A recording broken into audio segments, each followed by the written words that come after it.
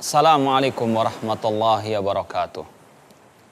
Innal hamdalillah nahmaduhu wa nasta'inuhu wa nastaghfiruh wa na'udzu billahi min syururi anfusina wa min sayyiati a'malina. Man yahdihillahu fala mudhillalah wa may yudlil fala hadiyalah. Asyhadu an la ilaha illallah wahdahu la syarikalah wa asyhadu anna Muhammadan abduhu wa rasuluh. Amma ba'd.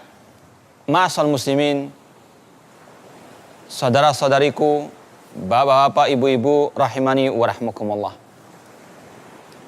Di antara tugas para nabi dan para rasul adalah memberikan kabar gembira dan peringatan. Allah Subhanahu wa taala berfirman, "Kana nasu ummatan wahidah, fa ba'atsallahu an-nabiyyina mubasysyirin wa mundhirin." Dahulu manusia adalah umat yang satu. Kemudian Allah mengutus para nabi mubasysyirin wa mundhirin. Tugas mereka adalah memberikan kabar gembira dan memberikan peringatan. Ma'asyiral muslimin rahimani wa rahmakumullah. Pada kesempatan yang berbahagia ini, marilah kita bersama-sama mempelajari dua hal yang saling bertentangan. Yang satu mengarahkan manusia kepada kebahagiaan yang hakiki di dunia maupun di akhirat. Yang kedua, mengarahkan manusia ke dalam kesengsaraan, ke dalam kebinasaan di dunia maupun di akhirat. Dua hal tersebut adalah as-sunnah dan al-bid'ah. Ma'asyiral muslimin rahimani wa rahmakumullah. Sebelum kita menjelaskan tentang apa keutamaan-keutamaan mengikuti sunnah, maka terlebih dahulu kita perlu memahami apakah itu as-sunnah. Kata para ulama, as-sunnah jika dimutlakkan, di antara maknanya adalah minhaju hayati Rasul sallallahu alaihi wasallam. Jalan hidupnya ar-Rasul sallallahu alaihi wasallam. Yang mana Rasul SAW bersabda, "Alaikum bisunnati wa sunnatil khulafa'ir rasyidin al-mahdiyyin." Wajib bagi kalian berpegang teguh dengan sunnahku dan sunnah para khulafa'ir rasyidin. Dalam kesempatan lain Rasul mengatakan, "Man raghiba an sunnati falaysa minni." Barang siapa yang enggan mengikuti sunnahku, maka dia bukan dari golonganku.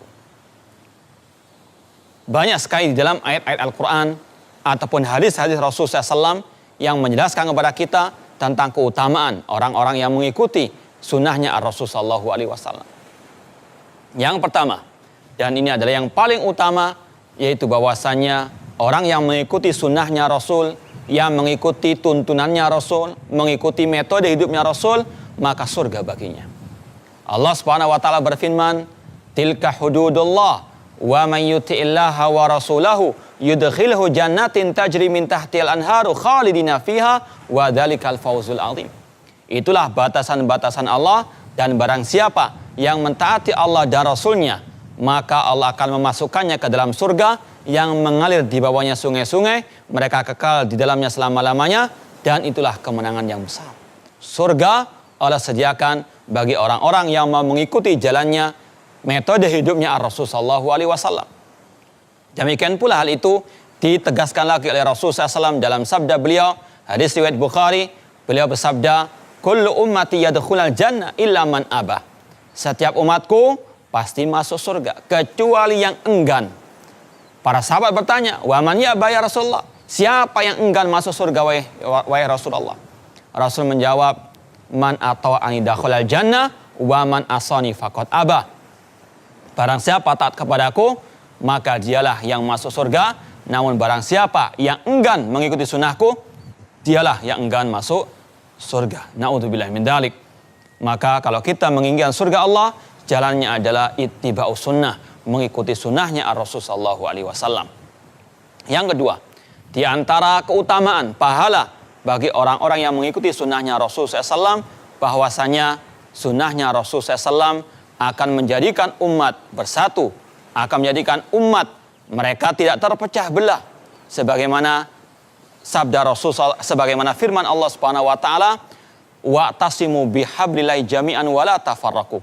Dan berpeganglah dengan tali Allah dan jangan berpecah belah. Di antara tafsir para ulama tentang tali Allah, yaitu sunnahnya Rasul sallallahu alaihi wasallam.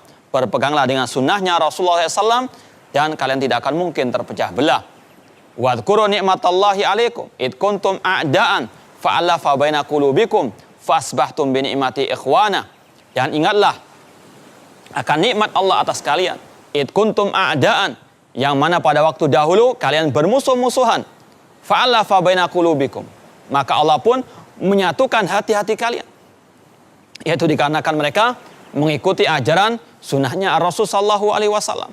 Mereka bersatu, para sahabat bersatu karena mereka di atas sunnahnya Rasul sallallahu alaihi wasallam. Maka bagi umat Islam yang menginginkan persatuan, tidak ada jalan lain kecuali mereka harus kembali kepada ajaran, kepada tuntunannya, ajarannya Rasul sallallahu alaihi wasallam. Kemudian yang ketiga, di antara keutamaan orang-orang yang mengikuti sunnahnya Rasul sallallahu alaihi wasallam, bahwasanya sunnahnya Rasul sallallahu alaihi wasallam mengantarkan manusia kepada kecintaan Allah Subhanahu wa taala. Allah Subhanahu wa taala berfirman, "Qul in kuntum tuhibbunallah fattabi'uni yuhibbukumullah." Katakanlah, jika kalian cinta kepada Allah, fattabi'uni, maka ikutilah aku. Ikutilah sunnahnya Rasul sallallahu alaihi wasallam. Yuhibbukumullah, maka Allah akan mencintai kalian, wa yaghfir lakum, dan akan mengampuni dosa-dosa kalian. Ini menunjukkan bahwasanya tidak ada jalan menuju kecintaan Allah kecuali dengan ittiba, mengikuti ajarannya Rasul sallallahu alaihi wasallam. Dan ayat ini kata para ulama dikatakan sebagai ayatul imtihan, ayat ujian, yaitu menguji orang-orang yang mengaku cinta kepada Allah harus dibuktikan dengan dia mengikuti ajarannya Rasul sallallahu alaihi wasallam. Kemudian di antara keutamaan orang yang mengikuti sunnah juga bahwasanya orang-orang yang mengikuti sunnah Rasul sallallahu alaihi wasallam akan bersama para nabi, para siddiqin, para salihin, para syuhada, dan orang-orang yang salihin. Sebagaimana Allah berfirman, "Wa man yuti'illaha wa rasulah fa ulaika ma'al ladzina an'ama Allahu 'alaihim minan nabiyyina wasiddiqina wasyuhada'i wassalihin wa hasuna ulaika rafiqa." Barang siapa yang taat kepada Allah dan Rasulnya, maka mereka bersama orang-orang yang telah Allah beri nikmat atas mereka dari kalangan para nabi, para siddiqin, para syuhada, dan orang yang saleh, dan mereka adalah sebaik-baik manusia, wa hasuna ulaika rafiqa, dan mereka adalah sebaik-baik teman. Kemudian di antara keutamaan orang itu mengikuti sunnahnya Rasul sallallahu alaihi wasallam, bahwasanya sunnahnya Rasul sallallahu alaihi wasallam menjamin manusia tidak tersesat, menjamin manusia tidak sengsara di dunia maupun di akhirat. Allah Subhanahu wa taala telah berfirman di dalam Al-Qur'anul Karim bahwasanya manusia yang mengikuti ajarannya Rasul sallallahu alaihi wasallam tidak akan tersesat dan dia selalu akan mendapatkan hidayah. Allah berfirman, "Wa in tuti'u tahtadu." Jika kalian mentaati Rasul, maka kalian akan mendapatkan hidayah. Demikian pula Rasul sallallahu alaihi wasallam mengatakan, "Taraktukum alal mahajjatil bayda lailuha kanahariha la yazighu anha illa halik." Aku tinggalkan kalian di atas ajaran yang putih bersih, malamnya seperti siangnya, tidak akan menyimpang darinya kecuali akan binasa. Imam Malik rahimahullah mengatakan, "As-sunnatu safinatun nuh, man raqibaha najah wa man takhallafa anha gharika wa halak." Bahwasanya sunnahnya Rasul sallallahu alaihi wasallam itu adalah safinatun najah, perahunya, kapalnya Nabi Nuh alaihissalam yang mengantarkan manusia kepada keselamatan, menyelamatkan manusia dari kebinasaan, dan barang siapa yang menyimpang darinya maka dia akan tenggelam dan dia akan binasa. Naudzubillah min dzalik. Ini ma'asyiral muslimin rahimani wa rahmukumullah, di antara keutamaan mengikuti sunnahnya Ar-Rasul sallallahu alaihi wasallam. Adapun yang kedua yang bertentangan dengan as-sunnah, yaitu yang disilahkan oleh Rasulullah SAW dengan al-bid'ah. Apakah bid'ah itu? Bid'ah adalah sebagaimana kata Imam Asy-Syatibi rahimahullah ta'ala, ibaratun an tariqatin fid din mukhtara'atun tudahi syar'iyyah yuksadu bisuluki 'alaiha al-mubalagha fi ta'abbus subhanahu wa ta'ala. Bahwasanya al-bid'ah adalah suatu jalan yang diadakan dalam syariat yang menyerupai syariat padahal itu bukan syariat, yang tujuan pelakunya berlebihan dalam melaksanakan ibadah kepada Allah Subhanahu wa taala. Atau setiap hal yang baru yang dinisbatkan kepada agama padahal dia bukan termasuk ajaran Ar-Rasul sallallahu alaihi wasallam. Dan bid'ah sangat amat berbahaya bagi umat. Yang pertama di antara bahaya bid'ah, bahwasanya bid'ah tidak diterima oleh Allah Subhanahu wa taala. Orang yang beramal ibadah tidak sesuai dengan sunnahnya Rasulullah SAW tertolak. Rasulullah SAW bersabda, "Man amila amalan laisa alai amruna fahuwa raddun." Barang siapa yang beramal ibadah tidak sesuai dengan sunnahku, maka tertolak. Rasul juga mengatakan, "Man ahdatsa fi amrina hadza ma laysa minhu fahuwa raddun." Barang siapa mengada-adakan ajaran baru dalam Islam, maka ditolak oleh Allah Subhanahu wa taala. Kemudian yang kedua, orang yang berbuat kebid'ahan termasuk orang yang merugi di dunia maupun di akhirat. Allah berfirman, "Qul hal nunabbi'ukum bil aksarina a'mala alladziina dhalla sa'yuhum fil hayatid dunya wa hum yahsabun annahum yuhsinuna sun'a." Katakanlah, apakah kami akan memberitahukan kepada kalian orang-orang yang merugi, yaitu orang-orang yang telah tersesat di dunia ini, namun mereka merasa telah berbuat yang sebaik-baiknya. Kemudian yang ketiga, di antara bahaya bid'ah, bahwasanya bid'ah atau pelaku kebid'ahan telah menuduh Rasulullah SAW mengkhianati agama Allah Subhanahu wa taala. Rasul SAW telah menyampaikan semuanya kepada kita. Bahkan kata Abu Dzar Al-Ghifari radhiyallahu ta'ala anhu, "Wa ma ta'irun yuqallibu janayhi fil hawa illa wa qad bayyana lana anhu ilman." Tidaklah seekor burung terbang di atas langit dengan kedua sayapnya kecuali telah dijelaskan semuanya oleh Rasul sallallahu alaihi wasallam. Maka kewajiban kita hanya mengikuti apa yang telah diajarkan oleh Rasul sallallahu alaihi wasallam. Barang siapa mengada-adakan hal baru dalam urusan agama, maka sungguh telah menuduh Rasul sallallahu alaihi wasallam mengkhianati agama Allah Subhanahu wa taala. Imam Malik rahimahullah taala berkata, "Man ibtada'a fil islami bid'atan yaraha hasanatan faqad za'ama anna Muhammadan khana risalah." Barang siapa yang membuat suatu kebid'ahan dalam Islam, membuat hal-hal baru dalam Islam, membuat ajaran-ajaran baru dalam Islam yang tidak pernah diajarkan oleh Rasulullah SAW, maka dia telah menuduh Rasulullah SAW telah mengkhianati agama Allah Subhanahu wa taala. Atau barang siapa yang berbuat kebid'ahan dan dia menganggap itu baik, maka dia telah menuduh Rasulullah SAW telah mengkhianati agama Allah. Padahal Allah telah berfirman, "Al-yauma akmaltu lakum dinakum wa atmamtu 'alaikum ni'mati wa raditu lakumul Islam madina."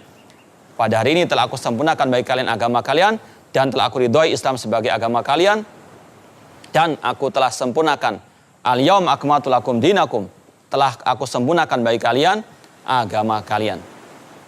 Kemudian kata Imam Malik rahimahullah, "Fama lam yakun yauma dinan fala yakun yauma dina." Apa yang tidak dianggap agama pada zaman Nabi SAW sampai kapanpun tidak akan dianggap sebagai ajaran agama. Namun itu adalah kebid'ahan, itu adalah kesesatan yang harus diwaspadai oleh kaum muslimin. Kemudian yang berikutnya, di antara bahaya kebid'ahan, bahwasanya bid'ah merupakan sebab atau sumber fitnah di atas muka bumi ini. Suatu saat pernah Imam Malik rahimahullah ta'ala ditanya oleh seseorang, "Min aina uhrim?" Dari mana aku mulai start untuk ihram haji atau umrah? Kata Imam Malik, "Min Dzul Hulaifah min haitsu ahrama Rasul sallallahu alaihi wasallam." Dari Dzul Hulaifah, dari tempat yang Rasulullah SAW berihram. Kemudian kata orang tersebut, "Bagaimana kalau aku berihram dari sisi kubur Nabi sallallahu alaihi wasallam?" Kata Imam Malik, "La taf'al fa inni akhsha 'alaikal fitnah." Jangan engkau lakukan hal tersebut karena aku khawatir engkau akan mendapatkan fitnah. Kemudian kata orang tersebut, "Wa ayu fitnah?" Fitnah apa yang akan menimpa? Padahal aku hanya sekedar menambah beberapa mil saja. Apa kata Imam Malik rahimahullah ta'ala? "Wa ayu fitnatin a'zam min annaka taro qad sabaqta ila fadilatin qasar anha Rasulullah SAW." Fitnah mana yang lebih besar daripada engkau menganggap dirimu telah mendapatkan keutamaan yang tidak didapatkan oleh Rasulullah SAW. Ini menunjukkan bahwasanya bid'ah merupakan sumber fitnah. Kemudian Imam Malik membacakan ayat, "Falyahdzaril ladzina yukhalifuna an amrihi an tusibahum fitnatun aw yusibahum adzabun alim." Maka berhati-hatilah orang-orang yang menyelisih ajarannya Rasulullah SAW untuk mereka ditimpa suatu fitnah atau azab yang pedih. Kemudian kata para ulama di antara bahaya bid'ah, bahwasanya bid'ah itu pelakunya, pembuatnya telah mensejajarkan dirinya dengan Allah Subhanahu wa taala sebagai sang pembuat syariat. Allah Subhanahu wa taala berfirman, "Am lahum syuraka'u syara'u lahum minad dini ma lam ya'dzam bihillah." Apakah mereka memiliki sekutu-sekutu bagi Allah yang mensyariatkan agama yang tidak diizinkan oleh Allah Subhanahu wa taala? Harus kita yakini yang berhak membuat syariat adalah Allah Subhanahu wa taala. Maka kalau ada orang berani membuat syariat, maka dia telah mensejajarkan dirinya dengan Allah Subhanahu wa taala. Kemudian di antara bahaya bid'ah kata para ulama bahwasanya al bid'atu baridul kufri. Bid'ah merupakan jembatan menuju kepada kekafiran. Seorang ulama Ahlussunnah wal Jamaah yang bernama Imam Al-Barbahari dalam kitab beliau Syarh Sunnah mengatakan, "Ihdar sigharal muhdatsati minal umur." Berhati-hatilah kalian dari hal-hal yang baru meskipun kecil. Fa innaha ta'ud hatta tasira kibar.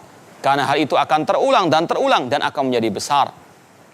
Kemudian terakhirnya beliau mengatakan, dan orang itu tidak akan mungkin bisa keluar dari kebid'ahan tersebut dan dia tidak akan mungkin bisa keluar dari bid'ah tersebut dan dia akan keluar dari al-Islam. Kemudian ma'asyiral muslimin rahimani wa rahimakumullah, di antara bahaya kebid'ahan dalam urusan agama ini bahwasanya al-bid'ah mengantarkan pelakunya ke dalam neraka Allah Subhanahu wa taala. Rasulullah SAW mengatakan, kullu bid'atin dhalalah wa kullu dhalalatin finnar. Setiap kebid'ahan itu sesat dan setiap kesesatan tempatnya adalah neraka Allah Subhanahu wa taala. Mungkin ini yang bisa kita sampaikan.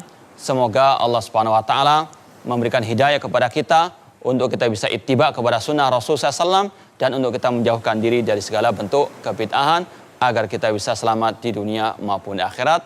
Aqulu qouli hadza wa akhiru da'wana anil hamdulillahi rabbil alamin. Wassalamualaikum warahmatullahi wabarakatuh.